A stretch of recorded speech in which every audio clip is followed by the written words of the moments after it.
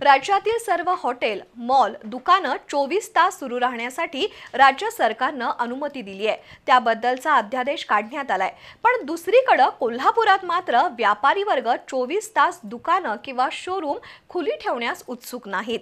कर्मचाऱ्यांची कमतरता आणि रात्रीची सुरक्षा या दोन मुद्द्यांमुळे 24 तास दुकानं किंवा मॉल सुरू ठेवणं शक्य होणार नाही अशी भावना व्यक्त होतीये।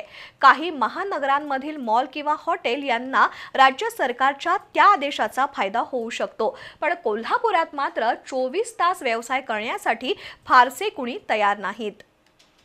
हॉटेल, मॉल, दुकानं, शोरूम 24 तास सुरू ठेवता येतील असा अध्यादेश राज्य शासनाने जारी केलाय। त्याबद्दल आता विविध मतप्रवाह व्यक्त होत आहेत। कोल्हापूर सारख्या शहरात या निर्णयाबद्दल कानोसा घेतला असता फारसे कुणी या निर्णयाचा लाभ घेण्यासाठी इच्छुक नाहीत।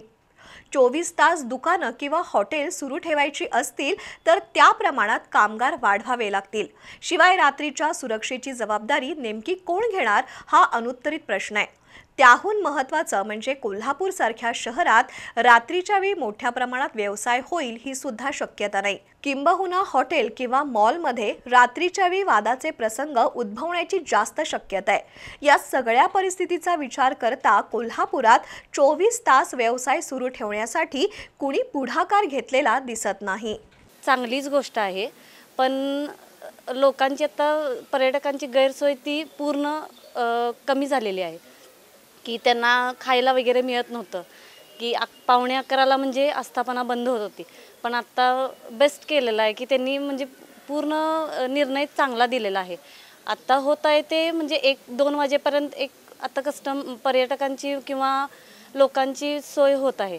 इथनं पुढं 24 तास होईल असं काय होणार नाही, पण 1-2 वाजेपर्यंत तरी लोकांची जी काही हे झाली आहे म्हणजे त्यांची व्यवस्था झालेली आहे खाण्यापिण्याची, तर ती चांगली उत्तम आहे आता ह्या घडी। तुम्ही 24 तास दुकान उघडी ठेवला आहे, त्या लोकांना तुम्ही सिक्युरिटी काय देऊ शकणार आहे काय?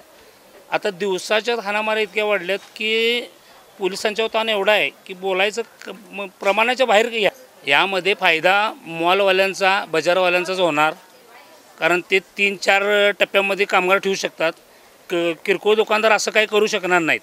त्यामुळे किरकोळ दुकानाचं 100% नुकसान आहे। हो, कामगार मिळू शकणार नाही आणि मालक 2 शिफ्टमध्ये काम करू शकणार नाही। 12 तास काम केल्यानंतर 24 तास कुठलं काम करू शकणार आहे?